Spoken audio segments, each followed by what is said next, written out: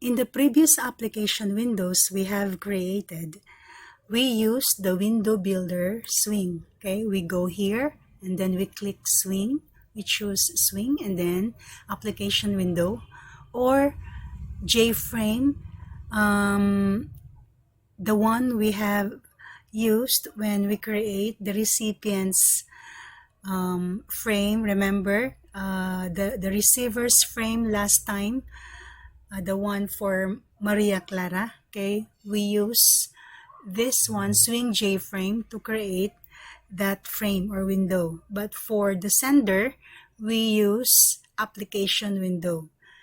Now this time, let's try to use SWT. Okay, so how do you do that? You click this one to bring out this and then choose SWT and then click application window.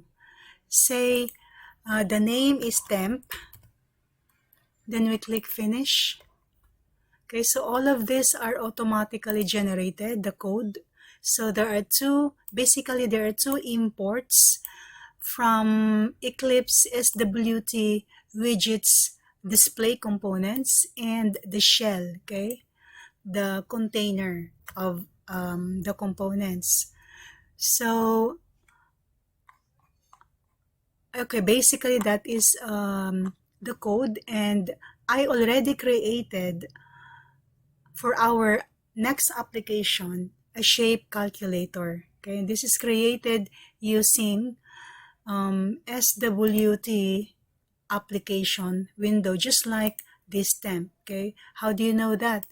If you look at the source code of shape calculator, okay, we have these two imports just like we have here.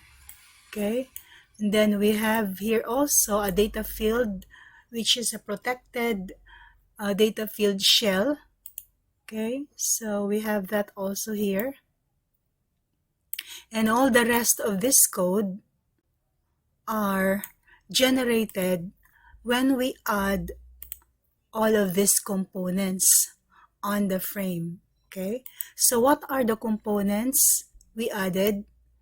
Now notice that the palette of SWT is not exactly the same as the palette in swing. Okay, so you may have noticed there is no J panel here, but instead we have group. Okay, so this is a group component, and this is also a group component. Okay, and this is also a group component, as well as this. Okay, now these two are like your panel component in swing with the specific border type, titled border. Okay, remember the titled border in our previous applications. So this one and this are similar to J panel. Okay, the titled borders J panel, while these two are same as J panel, but it has no title. Now inside this panel or this group container, we have a label. Okay, so this is a label. As you can see here, it's a label which I give a new name to the variable is Radlen, and this is the text field.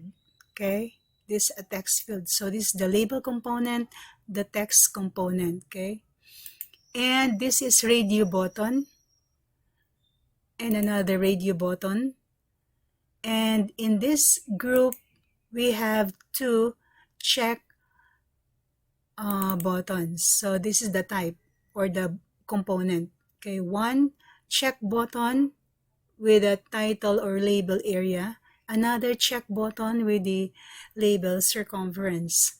So what we want to happen here, since this is a shapes calculator application, what we want to happen is that when the user selects circle, this would bring out the inputs or the input radius, okay, so only one. But if the user choose rectangle, there will be two inputs, the length and the width, okay.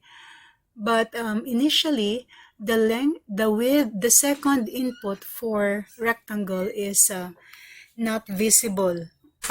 Later, when you choose rectangle, it will become visible. So when you select area, it will compute and display here the value of area for whatever shape selected in here. And if this is selected, the circumference, this also will have the output for circumference. Now, to add events to the components, especially to the buttons, what we did last time for swing is we right-click the component, and then we choose Add Event Handler, and then we go to Mouse, and notice that there is no mouse click event in here, but instead we have mouse down. Mouse down event is the same as the mouse click, so you choose that one, okay? And we have this code for the mouse down event for the OK button. Okay, that's for the OK button. Okay. So how is this executed? On mouse down of the OK button, we initially set the output to empty, and then we check if the circle is selected. We check which one is selected. Is it circle or is it rectangle? If it is circle, then we get the input value of radius, so using the method getText, and then convert that to double type, because this is basically a string type, so you need to convert that to double type, okay? And by the way, this variable in1 and in2 for rectangle, they are declared on top as double type. That is why you have to convert this radius string input into double type, and then assign that to the variable in1. Now, if in1 is greater 0, meaning there is a valid input to radius, then that's the time you are going to compute for the area, which is, what is the formula? It would be pi times radius times radius. This is pi r square, right? And we assign that to variable result, and then we display that value result and use the format that we set on top, which is 1 decimal place, okay, and display that on the text area, okay, the output for area. If the perimeter check button is selected, then the user wants to also compute for the circumference. Since this is circle, the perimeter of a circle is the same as the circumference. So what is the formula for the circumference? That would be 2 pi r. Okay, this is the radius. Okay, and then we set that to this variable result, and then we display that on the perimeter text field.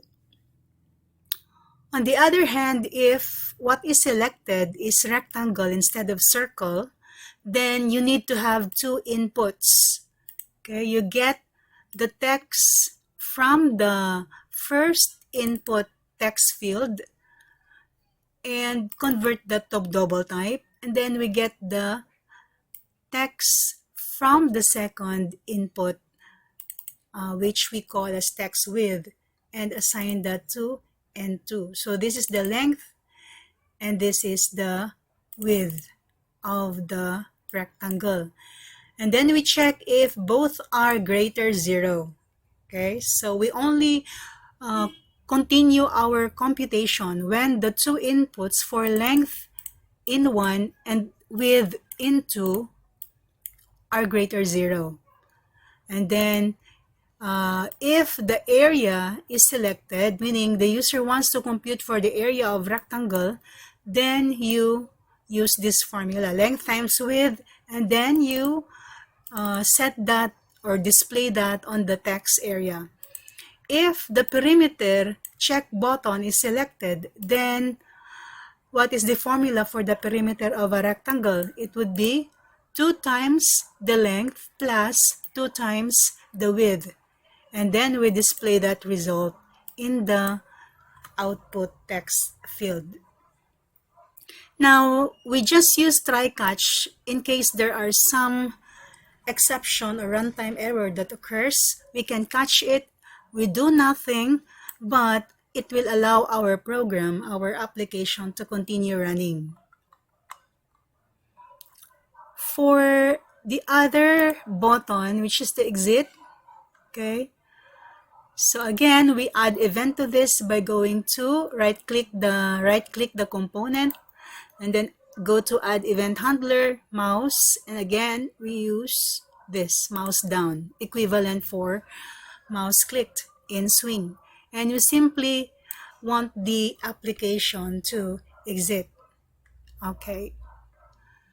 Now, another thing that we are going to add some events is this one, okay? If you double click this circle, okay, it will bring out this event handler, okay? The method is called widget selected, which means that if the circle radio button is selected, you're going to execute this. Okay, you're going to label the input label with the word radius and then set it to true, so it is enabled, and then you set its initial value to 0. And for the width, the second input, the width, we put no label to it, and then we make the input text for width to be disabled, okay? And then we set input to -1 to mean that there is no input 2. There is only one input, and that is the radius, because it is circle that is selected.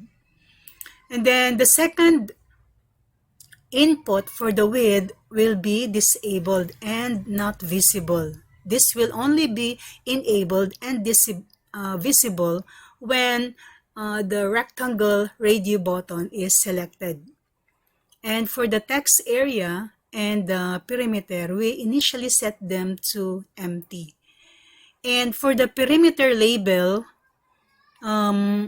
we set the label to circumference because the perimeter of a circle is called circumference, while for the rectangle, it's called perimeter. Now, going back to this, if you double-click rectangle, it would bring out the event handler of the rectangle radio button. So when the rectangle radio button is selected, this code here will be executed. So the two labels for the input will be enabled and it will become visible. So the first label is length, and then the input to length will be enabled and set initially to 0. And for the second input label, we call it width, and then we set the text area to be enabled and visible. Okay, and we set it initially to 0, and the area and perimeter output are initially set to empty, and then we label the perimeter as perimeter, okay, for rectangle, while in circle we label that as circumference. Okay. Now, another thing that I would like to discuss with you is this line. Okay, what does this mean? Close, meaning there is a close button, a title, and a minimize button. There is no maximize button. And so, you cannot maximize the window, meaning the window is not resizable. And this is the title. Okay, you know how to add that. Also for the icon, you go to the image property of this frame. So click the ellipsis, choose absolute path just like in swing, and browse to select in any image. Okay, so this image is found in this directory. Okay, let's try to run our application. So you go to, okay, let's just close this one. You go here, click this, run as Java application. Okay, so this is now our running application.